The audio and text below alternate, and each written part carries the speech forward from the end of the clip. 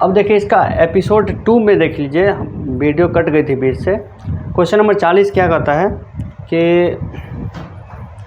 एक लड़की की तस्वीर को देखकर शीशा नाम की लड़की ने कहा, उसकी माँ मेरे नाना जी की इकलौती बेटी, मतलब नाना की इकलौती बेटी मतलब मेरी माँ, और उसकी केवल एक बेटी है, मतलब उसकी केवल एक ही बेटी है और बेटा नहीं, तो मतलब हम खुद है। यानी शीशा में जो लड़की है, यानी तस्वीर में जो लड़की है वो खुद है लड़की। तो क्वेश्चन नंबर 40 का आंसर क्या हो जाएगा? बी। 41 देखिए, संवेग को किसके गुणनफल के रूप में व्यक्त किया था? संवेग बराबर P बराबर एम भी, यानी द्रव्यमान गुने वेग। 41 का आंसर क्या हो जाएगा? सी। 42 में देखिए, ऑक्टेन वर्गीकरण के न्यूलैंड लॉ में निम्नलिखित में से कौन सा अंतिम तत्व है? न्यूलैंड्स लॉ, यानी कि प्रत्येक 8वां जो तत्व होगा वो पहले तत्व के बराबर होगा, मतलब पहले तत्व के गुण के बराबर होगा। इस तरह का जो है उन्होंने मतलब बनाया था, और उसमें उन्होंने मतलब कि आधुनिक आवर्त सारणी में जो है 118 टोटल तत्व है, और मेंडलीव वाला में शायद है 66 शायद है या 62 है, और इसमें 80। तो सबसे लास्टिंग कौन सा है? थोरियम है, थोरियम, परमाणु संख्या 80। तो 42 का आंसर क्या हो जाएगा? बी। निम्नलिखित विकल्प में से संबंधित शब्द जोड़ी का चयन करें। हंस और हंसो, एक वचन बहुवचन। एक वचन और बहुवचन जो आपका ऑप्शन है वही आंसर हो जाएगा। तो ऑप्शन डी 43 का आंसर क्या हो जाएगा? डी 43। पीर पंजाल रेलवे सुरंग कहाँ है? पीर पंजाल कहाँ है? जम्मू कश्मीर में है। उत्तर आकृति का चयन करें जो दी गई प्रश्न आकृति के रिक्त स्थान के लिए उपयुक्त है। तो आप लोग एक नज़र थोड़ा सा देख लेंगे। 4 3 2 3 2 4, यानी कि 2 3 4, यानी सभी फिगर इसमें आना चाहिए। तो वही चीज़ यहाँ पे है। तो 4 वाला है, 2 वाला है, 3 वाला नहीं है। तो 3 वाला कौन सा है? Option A. ठीक है, हो गया क्वेश्चन नंबर 45 तक। अब देखिए क्वेश्चन नंबर 46।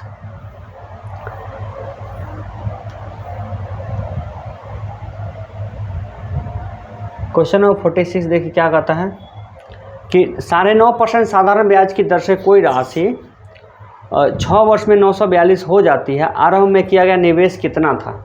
अब देखिए हम ये सब क्वेश्चन को फार्मूला नहीं लगाते हैं, आप लोग बस कॉन्सेप्ट पे बना दीजिए। कॉन्सेप्ट ये कहता है कि 9.5% है ना, और 6 साल में न शायद 54 या 57% बढ़ गया होगा, और 942 हो जाती है, यानी कि 157%। 157% का जो वैल्यू है वो है 942। वो कितना है? 942। 942 है। 157% वैल्यू कितना है? 942। तो 1% का वैल्यू कितना होगा? 942 बट्टा 157, 15 6 का 90, 7 6 42, यानी कि ये कटेगा 6 बार में। 1% का वैल्यू 6 है, तो 100% का वैल्यू कितना है? 600। अब आंसर क्या? निवेश किया कितना होगा? 600 हो जाएगा। चित्र के अनुसार घुमाए गए रूप का चयन कीजिए, मतलब इसको अगर एक स्टेप घुमा दिया जाए तो कैसा चित्र बनेगा? तो यही चित्र बनेगा ऑप्शन डी जैसा। ठीक है, एक स्टेप बस घुमा। ये क्लास 5 में हम लोग पढ़े थे, जब हम लोग नवोदय की तैयारी कर रहे थे। क्लास 5 में हम लोग पढ़े थे इस क्वेश्चन को। तो हमारा जो है बिल्कुल बेस पहले से ही मजबूत है, इस वजह से हम एक बार में ALP रिजल्ट हम लोग निकाल लिए थे। निम्न में से कौन सी एक त्रिभुजाकार संख्या नहीं? ये बहुत बेहतरीन सा क्वेश्चन है, आप लोग को बताने जा रहे हैं। त्रिभुजाकार संख्या नहीं है। अब स्टूडेंट कंफ्यूज है, त्रिभुजाकार संख्या होती क्या है भाई? तो अब देखिए त्रिभुजाकार संख्या क्या होती है।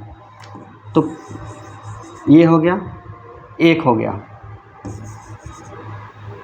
2 त्रिभुज बन रहा ना, 1 2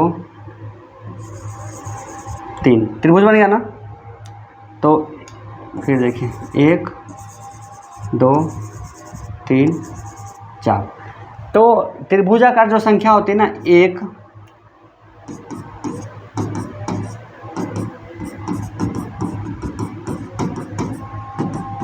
देखिए पहली संख्या 3, उसका 3 3 6 6 4 10 10 5 15 15 6 21 21 7 28 28 8 36। ये सब जो संख्या है ना, ये सब संख्या त्रिभुजाकार संख्या है।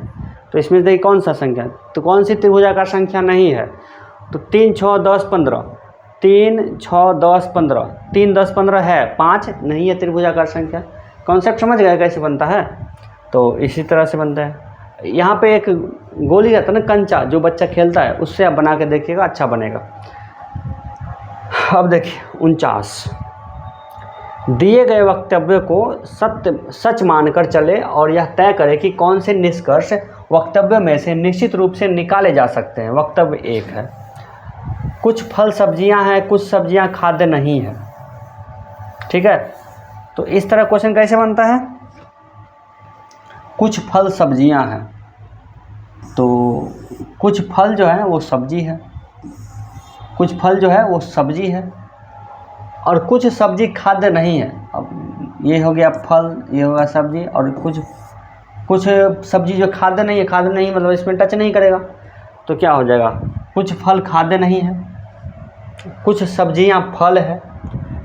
अब देखिए कुछ सब्जियां फल है, ये बात तो सही है, लेकिन कुछ फल खाद्य नहीं है, ये बात गलत है। तो आपका ऑप्शन यानी कि 2 वाला हो जाएगा, तो केवल 2 निष्कर्ष सही है, तो ऑप्शन बी हो जाएगा इसका आंसर, 49 का बी। अब देखिए 50, देखिए आप लोगों को कोई डेटा याद रहेगा ना, तो आप लोगों को डेटा के आधार पर क्वेश्चन को बनाना आप लोग सीखिए। वो कैसे सीखेंगे आप लोग? तो देखिए A1 kWh बराबर क्या होता है? अब ये कैसे बनाइएगा 1 kWh, इसको आप लोग को जूल में बताना, 3.6 गुने 6 जूल हम लोग निकालना जानते हैं, लेकिन इसको बनाइएगा कैसे? तो देखिए 1 kWh मतलब किलोवाट घंटा, तो 1 kW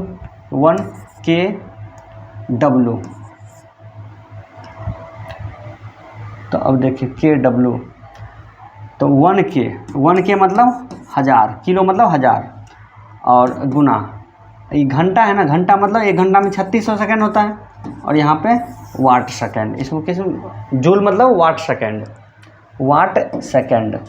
तो इसका वैल्यू निकालिए, 3.6 गुने 10 का पावर में 6। ठीक है, तो ऑप्शन सी।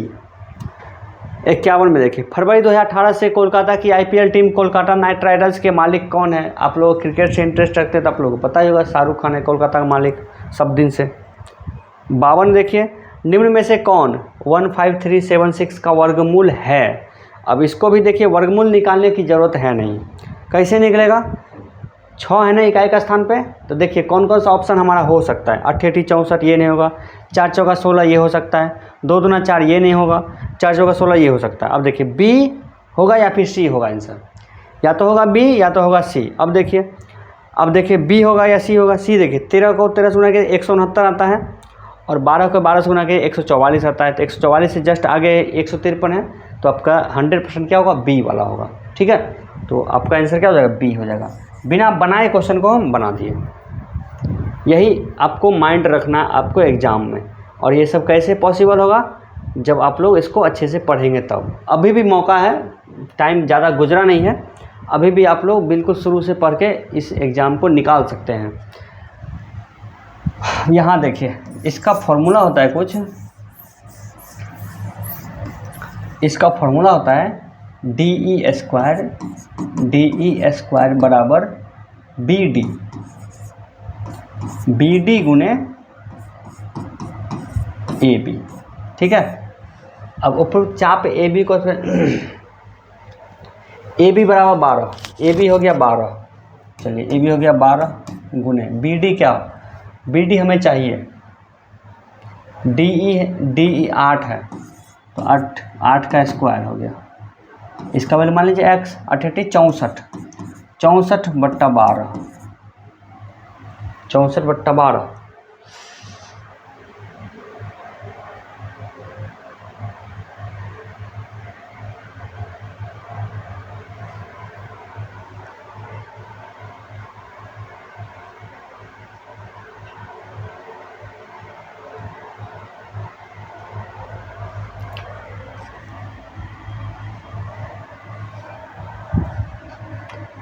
चार से कटाएगा, 4 तिया 12, 16 चौका 64, 16 बट्टा 3, 3 5 15, 5 के आसपास इसका होगा आंसर, 53 का आंसर 5 के आसपास होगा। ठीक है, क्वेश्चन नंबर 54 देखिए, निम्नलिखित में से किस अभिक्रिया द्वारा उच्च प्रतिक्रिया वाली धातुओं का निष्कासन होता है? इलेक्ट्रोलिसिस।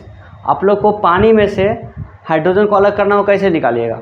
या फिर नमक में से आप लोग को निकालना है हाई प्रतिक्रिया जो वाली जो चीज़ है, जो कि है आपका सोडियम, वो कैसे निकलेगा? इलेक्ट्रोलिसिस से आप लोग प्लस माइनस डालिएगा उसमें, तब जा कर के उसमें से क्लोरीन और सोडियम बचेगा। और उसी तरह से जो पोटेशियम है, कैल्शियम का निष्कासन जो है वो इलेक्ट्रोलिसिस प्रक्रिया द्वारा होती है, यानी बिजली द्वारा होती है। निम्नलिखित में से किस उत्पाद के मूल्य में वृद्धि होने के फलस्वरूप कई उत्पादों के मूल्य में वृद्धि हो, जिसका परिणाम स्वरूप मुद्रास्फीति होगा? मुद्रास्फीति का बढ़ना मतलब क्या हो? महंगाई का बढ़ जाना। तो अब बताइए कौन से चीज़ को दाम बढ़ा दिया जाए जिससे महंगाई बढ़ जाएगी? तो वो ऐसा होगा पेट्रोलियम। पेट्रोल का दाम बढ़ेगा, डीजल पेट्रोल का दाम बढ़ेगा तो हर चीज़ का दाम बढ़ जाएगा, यानी मुद्रास्फीति हो जाएगा पेट्रोलियम। ठीक है। अब देखिए क्वेश्चन नंबर 56 क्या कहता है? 13 मीटर लंबी एक सीढ़ी एक खिड़की तक पहुंचती है जो कि सड़क के किनारे जमीन से 12 मीटर ऊपर है। तो 13-12, यह देखिए इस तरह का कोई गली है, यहाँ पे कोई सीढ़ी है, सीढ़ी की लंबाई 13 है। ये सीढ़ी जो है ना यहाँ पे छत से लगा हुआ है, ज़मीन से 12 है। तो ज़मीन से देखिए ये क्या बन गया, इस तरह का आपको पाइथागोरस से याद ही है, 13-12 यहाँ पे क्या हुआ है 5 हो जाएगा। अब ये जो सीढ़ी है अब ये इधर लग गई, इधर लग गई, 13 यहाँ पे आ गया, यहाँ पे कितना है 13, ये हो गया 5 मीटर ऊंचा पर गया है। इसका मतलब ये कितना हो जाएगा 12 और 5 17 आपका हो जाएगा आंसर। तो ये सब क्वेश्चन मुँह जवानी बनेगा। ठीक है, इतनी प्रैक्टिस तो हो गई है। चिंतावन उपन्यास हाफ ऑफ व्हाट आई के लेखक कौन है? चिंतावन उपन्यास हाफ ऑफ व्हाट आई से के लेखक कौन है? अनिल मेमन, शशि थरूर, के.आर. मीरा, नमिता गोखले। इसका शायद होगा के.आर. मीरा होगा या फिर अनिल मेनन होगा। ये 2018 का क्वेश्चन है, अभी शायद पूछेगा भी या फिर नहीं पूछेगा, हम इसमें थोड़ा कन्फ्यूज हो रहे हैं। ठीक है, 57 देख लीजिए। दिए गए मदों के समूह में सबसे उपयुक्त शब्द क्या है? यहाँ पे क्या है? इस तरह की चीज़ आप कहाँ पे देखते हैं? देखते हैं जब आप जाते हैं मेला देखने के लिए, तो इस तरह से नहीं, एक जेबी पे इस तरह से लगा करके कोई घूमता है जो कि मेला का सदस्य होता है, जो कि कमेटी का सदस्य होता है। तो इस तरह का तीनों सिंबल देख के आपको क्या लग रहा है? या कोई पुस्तक है, या फिर उत्सव है, या फिर मुलाकात है, या फिर शादी है? क्या है ये? उत्सव ही लग रहा है मुझे, कोई मेला में है। ठीक है, उसमें हो सकता है किसी को प्राइज़ भी कुछ दिया जाए, लोग खुश रहते हैं। ठीक है, तो इसका ज़्यादा सूटेबल आंसर कौन सा होगा? उत्सव। भारतीय ओलंपिक संघ के वर्तमान 2018 के अनुसार कौन अध्यक्ष है? ये नरेंद्र ध्रुव बत्रा था उस समय 2018 में, और अभी कौन है? नीता अंबानी। अब से 3 वर्ष बाद धरती की आयु यूनिस की आयु का 2 गुना से 8 वर्ष कम होगी। इन दोनों की वर्तमान आयु का योगफल 61 वर्ष है। धरती की वर्तमान आयु कितनी है? ठीक है, चलिए इसको निकालिए। अब से 3 वर्ष बाद धरती का यूनिस का 2 गुना, वर्तमान आयु का योगफल कितना? एक चीज़ धरती की वर्तमान आयु बताइए। तो धरती की वर्तमान आयु मान लीजिए डी है, तो यूनिस का कितना हो जाएगा? 61 माइनस डी। ठीक है, अब क्या बोल रहा है? अब से 3 वर्ष बाद, तो डी प्लस 3, धरती की आयु यूनिस की आयु के 2 गुना, यूनिस से 2 गुना, 61 माइनस डी का 2 गुना, 2 गुना से 8 कम, 2 गुना से 8 कम होगा ये। तो यहाँ से आप लोग डी का वैल्यू निकालिए। तो डी प्लस 3 बराबर 61 दूना 6 दूना 12, 120, 122 माइनस 2D माइनस 8, ये इधर है तो क्या आएगा? 3D बराबर, ये 3 इधर गया तो कितना हो गया? 3 इधर गया तो कितना हो जाएगा? माइनस 11, 122 में से 11 हो गया माइनस, तो 111 है ना, 3 से कटेगा, 3 तिया 9, 3 तिया 9, 3 सत्ते 28, 37 वर्ष, सॉरी 3 सत्ते 21, हाँ 37 वर्ष आपका हो जाएगा आंसर। 37 वर्ष, 37 नहीं आ रहा,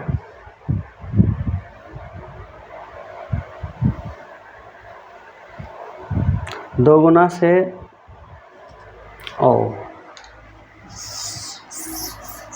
देखिए ये जो है ये तो वर्तमान आयु है ना, 3 वर्ष बाद यानी +3, 2 गुना से 8 कम है ना। अब इसको निकालिए तो D + 3 बराबर 61 और 3 64, 64 माइनस D, 64 दूना 128, 128 माइनस 2D माइनस 8। अब देखिए D माइनस 2D यानी कि 3D बराबर 128 में से 8 गया तो 120, 120 में से 3 गया तो 117, तो D का वैल्यू कितना 39, 39 हो जाएगा आपका आंसर 39। ठीक है, चलिए क्वेश्चन नंबर 61 देखिए। एक स्विमिंग पूल को 3 टैंकर ABC के माध्यम से, स्विमिंग पूल को 3 टैंकर ABC के माध्यम से 10 घंटे में भरा जाता है, 10 घंटे में भरा जाता है। टैंकर B से 2 गुना तेज है और टैंकर A से 2 गुना तेज है। स्विमिंग पूल को टैंकर A द्वारा अकेले भरने में कितना समय लगेगा। देखिए A, B और C है।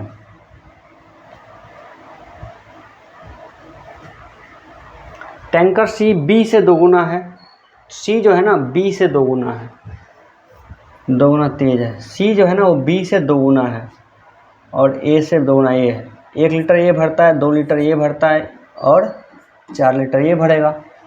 ठीक है ना, 4 2 6 1 7, 4 2 6 1 7, 4 2 6 1 7 गुने 7 गुने 10। मतलब क्या कि एक स्विमिंग पूल है, ABC 3 नल है, तीनों मिल करके 10 घंटा में उसको भरता है। तो A का पावर 1 है, B का पावर 2 है, C का पावर 3 है, सॉरी 4 है। तो 2 1 3 और 4 7, यानी 7 लीटर पानी जो है 1 मिनट में, मान लीजिए 1 घंटे में भरता है तो 10 घंटे तक चलता है, तो 10 से 70 यूनिट। और इस 70 यूनिट को अगर A द्वारा अकेले भरा जाएगा तो A का पावर कितना है, 1 घंटा में 1 लीटर भरता है मान लीजिए, तो 70 लीटर भरने के लिए उसको 70 घंटा की आवश्यकता पड़ेगी। ठीक है, बहुत ही इजी क्वेश्चन था। चलिए क्वेश्चन नंबर 62 देखिए, कहता क्या है। दिए गए कथन को सही मानिए और निर्णय कीजिए कि कौन सा निष्कर्ष कथन में दी गई जानकारियों का तार्किक रूप से अनुसरण करता है। महानगरों की जनसंख्या अत्यधिक बढ़ रही है, जिससे रहने लायक स्थान की कमी तथा लोगों के जीवन स्तर में गिरावट आ रही है। ये बात आपका प्रॉब्लम है। सॉल्विंग क्या है, सरकार को शहर विकास की पुनर्योजना बनानी चाहिए। ये बात बिल्कुल सही है। जीवन स्तर में गिरावट आ रही है, इसका मतलब क्या हुआ, शहर की जो व्यवस्था है वो सुनियोजित नहीं है, तो उसको सुनियोजित पुनर्योजना बनानी चाहिए। सही बात है। सरकार को अवैध इमारतों को गिरा देना चाहिए और लोगों के लिए छोटे मकान बनाने चाहिए। अब यहाँ पर कहीं पर भी अवैध मकान की चर्चा नहीं की गई, इसका मतलब 2 जो है गलत है। तो आपका आंसर क्या होगा, निष्कर्ष 1 जो है वो सही है। केवल एक निष्कर्ष अनुसरण करता है। तो आपको क्वेश्चन में जो दिया है उसी को सही मानना है आपको हमेशा। निम्नलिखित में से कौन सा है, यह भी एक बोनस पॉइंट है, किसको पता है। ये दोनों कभी आपस में बराबर हो ही नहीं सकता। 58/12 होता तो हो सकता था, ये भी नहीं होगा बराबर। ये देखिए 29/6 बड़ा है 43/12 से, ये बात बिल्कुल सही है। ऑप्शन सी आपका आंसर हो जाएगा। अब देखिए अलैंगिक प्रजनन लैंगिक प्रजनन से भिन्न है। अलैंगिक प्रजनन में डैश, प्रजनन में युग्मक पैदा होते हैं, वंश विविधताओं को दर्शाता है, नए जीव जनक माता पिता के समान होते हैं। ये बात बिल्कुल सही है। अलैंगिक प्रजनन मतलब क्या, लैंगिक प्रजनन मतलब क्या, एक नर और एक मादा मिल करके कोई बच्चे को जन्म देते हैं, उसको बोलते हैं लैंगिक प्रजनन। उसमें प्रजनन होता है लिंग द्वारा, स्त्री का लिंग पुरुष का लिंग, दोनों के मिलने से होता है लैंगिक प्रजनन। लेकिन अलैंगिक प्रजनन में क्या होता है, एक ही जीव होता है, वो अपने आप को 2 भाग में विभाजित कर ले, जैसे कि अमीबा होता है, वो अपने आप को 2 भाग में विभाजित कर लेता है, वो क्या होता है अलैंगिक प्रजनन। इस तरह से बहुत सारे जीव होते हैं। इसमें क्या होता है, जो नए जो जीव होते हैं वो माता पिता के लगभग 99.9% बिल्कुल समान होता है, यानी माता पिता ही वो जीव के रूप में डिवाइड हो गया है। ठीक है, और यानी कि लैंगिक जनन, यानी कि जैसे कि एक कुत्ता है, कुत्ता का जो बच्चा होता है वो लैंगिक जन्म से लैंगिक प्रक्रिया जन्म लेता है, लेकिन वो 100% बराबर होता है, नहीं होता है। आप देखें काला कुत्ता का बच्चा हो गया उजला कुत्ता, ठीक है, चलिए अगला देखिए, निम्नलिखित श्रृंखला में प्रश्न के द्वारा दिखाया गया पद अनुबंध यानी मैथ रीजनिंग का क्वेश्चन है। ST, TU, UV, VW, अब क्या हो गया यहाँ पे, तो WX आपका आंसर हुआ। ये कितना इजी क्वेश्चन पूछ रहा है एग्जाम में, इसलिए नॉर्मलाइजेशन करता है। और लोगों को लगता है कि हमारा जो ऑप्शन हमारा जो है नंबर कैसे घट गया, तो आपका यही, अगर इतना आसान क्वेश्चन पूछेगा आपको एग्जाम में और आपका जो नॉर्मलाइजेशन होगा तो आपका नंबर घट जाएगा। ठीक है, अमर और अविनाश ने क्रमशः 10,000 15,000 के निवेश के साथ साझेदारी शुरू की, लेकिन वित्तीय समस्या के कारण अविनाश ने 8 महीने बाद अपना निवेश वापस ले लिया। पहले 12 मास का लाभ में दोनों को कितना अनुपात में बांटा जाना चाहिए। ये चैप्टर है साझेदारी का। और हम आपको इस वीडियो पहले पार्ट के स्टार्टिंग में हम आपको क्या बोले थे कि एग्ज़ाम में जो है क्वेश्चन सिलेबस में जो है ना साझेदारी चैप्टर कहीं पर लिखा हुआ नहीं है, तो लोगों को लगता है कि साझेदारी नहीं पूछेगा, जबकि एग्ज़ाम में क्वेश्चन आ चुका है। तो आप लोग देखिए 10,000 और 15,000, तो 10,000 रुपया जो है वो रहा है 12 महीना के लिए अनुपात, और 15,000 रुपया जो है वो रहा है 8 महीना के लिए। ठीक है, इसी अनुपात में पैसा बटेगा, तो 12 15 8 120 120, यानी कि दोनों हो जाएगा बराबर, 1:1 के रूप में वो पैसा बांटेगा। उस धातु का नाम बताइए जिसे आसानी से चाकू से काट सकते हैं। आप लोहा को आसानी से चाकू से काट सकते नहीं काट सकते, तांबा काट सकते नहीं काट सकते, एल्युमिनियम काट सकते नहीं काट सकते, सोना को चाकू से काट सकते हैं, थोड़ा प्रेस करने पे काट सकते हैं, लेकिन सोडियम को इजी रूप में काटा जा सकता है चाकू से। वो बिल्कुल मिट्टी के जैसा होता है, काली मिट्टी के जैसा होता है, तो सोडियम को आसानी से चाकू से काट सकते हैं, यानी कि चाकू से काट सकने वाली धातु कौन सी है, सोडियम। तमिलनाडु के नए नियुक्त राज्यपाल 2018 में उपलब्ध कौन है, बनवारी लाल पुरोहित उस समय था। हम आपको हमेशा बोलते हैं कि किसी भी कॉम्पिटिटिव एग्जाम में राज्यों के मुख्यमंत्री का नाम या फिर राज्य के राज्यपाल का नाम, एक क्वेश्चन बिल्कुल फिक्स है कि उसमें से पूछेगा ही पूछेगा। अगर इसमें से नहीं आया तो मंत्रिमंडल में से तो जरूर आएगा। ठीक है, तो आप लोग को भी हमेशा याद रखना है राज्यों के मुख्यमंत्री कौन है और राज्यों के राज्यपाल कौन है। ये क्वेश्चन नंबर था 68। अब आइए क्वेश्चन नंबर 69 की तरफ और देखते हैं क्या कहता है। ये देखिए, ये 69 नंबर क्वेश्चन जो है ना, स्टूडेंट का टाइम बर्बाद करने के लिए बार बार बीच बीच में डाल दिया है। दिए गए कथन पर विचार करें और तय करें कि दी गई पूर्वाधारणों में कौन सी या कौन से कथन में निहित है, अंतर्निहित है। अपार्टमेंट एसोसिएशन द्वारा शुरू किया गया स्वच्छ भारत अपने शहर को साफ रखे अभियान को उसके निवासियों से ज़्यादा प्रतिक्रिया नहीं मिल पाई। पूर्व धारणा, स्थानीय निवासी अपने अपार्टमेंट को साफ नहीं रखना चाहते। ये बात बिल्कुल गलत है, इस बात का चर्चा इस कथन में नहीं किया गया है। एसोसिएशन अभियान में असफल रही है। अब देखिए, असफल रही है तभी तो प्रतिक्रिया नहीं मिली है, यानी ऑप्शन 2 जो है ये बिल्कुल सही बात है। तो केवल 2 पूर्वधारणा अंतर्निहित है। देखिए कितना इजी बनता है। अब क्वेश्चन नंबर 70 देखें, दिए गए प्रश्न को ध्यानपूर्वक पढ़ें और बताएं कि इसका उत्तर देने के लिए निम्नलिखित कथनों में से कौन पर्याप्त है। x-4 एक सम संख्या है। ठीक है, x-4 क्या है, एक सम संख्या है। अब देखिए, ये एक मैथ का क्वेश्चन आ गया।